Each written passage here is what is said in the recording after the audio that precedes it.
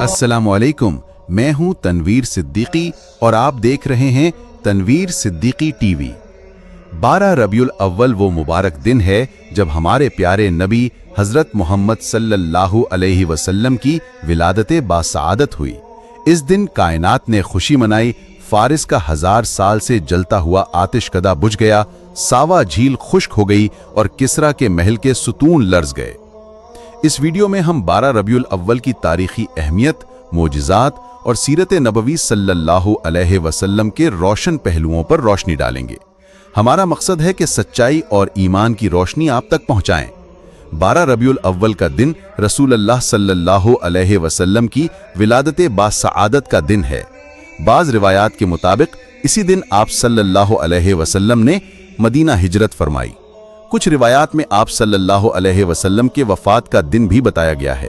12 ربیع الاول کو 570 عیسوی عام الفیل میں مکہ مکرمہ میں ولادت ہوئی۔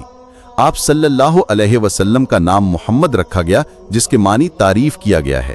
آپ صلی اللہ علیہ وسلم کی ولادت کے وقت کائنات میں غیر معمولی نشانیاں ظاہر ہوئیں، جیسے آتش کدہ فارس بجھ گیا اور کسریٰ کے محل کے ستون ہل گئے۔ یہ واقعہ 12 ربیع الاول کی برکتوں میں سے ایک خاص واقعہ ہے۔ روایات میں آتا ہے کہ جب نبی کریم صلی اللہ علیہ وسلم کی ولادت باسعادت ہوئی تو اس وقت کائنات میں کئی غیر معمولی نشانیاں ظاہر ہوئیں۔ ان میں سب سے نمایاں یہ تھی کہ فارس کا آتش کدہ کا واقعہ۔ صدیوں سے فارس کے لوگ آگ کی پوجا کرتے تھے۔ ان کے ہاں ایک آتش کدہ تھا جس میں آگ 1000 سال سے مسلسل جل رہی تھی اور کبھی بجھی نہ تھی۔ لیکن اسی رات جب نبی آخر الزمان صلی اللہ علیہ وسلم دنیا میں آئے، وہ آگ اچانک بجھ گئی۔ مجوسی حیران رہ گئے، ان کے سردار پریشان ہو گئے کہ یہ کیسا اشارہ ہے۔ یہ دراصل ایک پیغام تھا کہ اب آگ کی پوجا ختم ہوگی اور صرف ایک اللہ کی عبادت ہوگی۔ کسریٰ کے محل کا واقعہ۔ اسی رات ایران کے بادشاہ کسریٰ کے عظیم الشان محل میں زلزلہ آیا۔ محل کے 14 بڑے ستون زمین بوس ہو گئے۔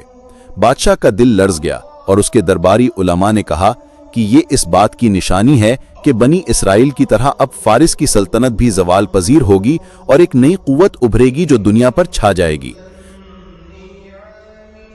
ساوا جھیل کا واقعہ۔ ایران میں موجود ایک مشہور جھیل تھی جسے ساوا جھیل کہا جاتا تھا۔ یہ جھیل صدیوں سے پانی سے بھری ہوئی تھی، حالانکہ اس کے ساتھ کوئی دریا یا نہر نہ تھی، مگر اسی رات اچانک اس کا سارا پانی خشک ہو گیا۔ یہ واقعہ اہل فارس کے لیے ایک بڑا جھٹکا تھا۔ یہ اشارہ تھا کہ باطل کا سہارا ختم ہو چکا، اب سچائی اور ایمان کی روشنی پھیلنے والی ہے۔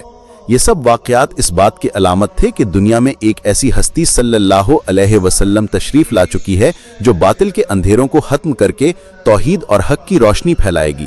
اللہ تعالیٰ نے آپ صلی اللہ علیہ وسلم کو آخری نبی اور رحمت للعالمین بنا کر بھیجا۔ قرآن مجید میں ارشاد ہے، وَمَا أَرْسَلْنَاكَ إِلَّا رَحْمَةً لِلْعَالَمِينَ الانبیاء 107۔ آپ صلی اللہ علیہ وسلم نے توحید، عدل، اخوت اور امن کا پیغام دیا۔ غلام اور آقا کو برابر درجہ دینا۔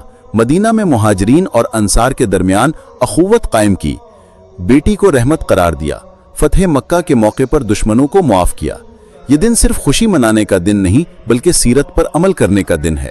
آج ہمیں آپ صلی اللہ علیہ وسلم کی تعلیمات پر چلنے کی ضرورت ہے۔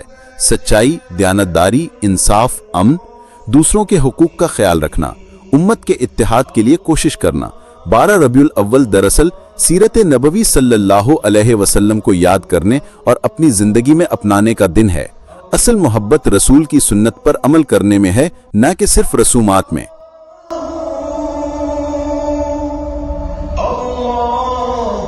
اللہ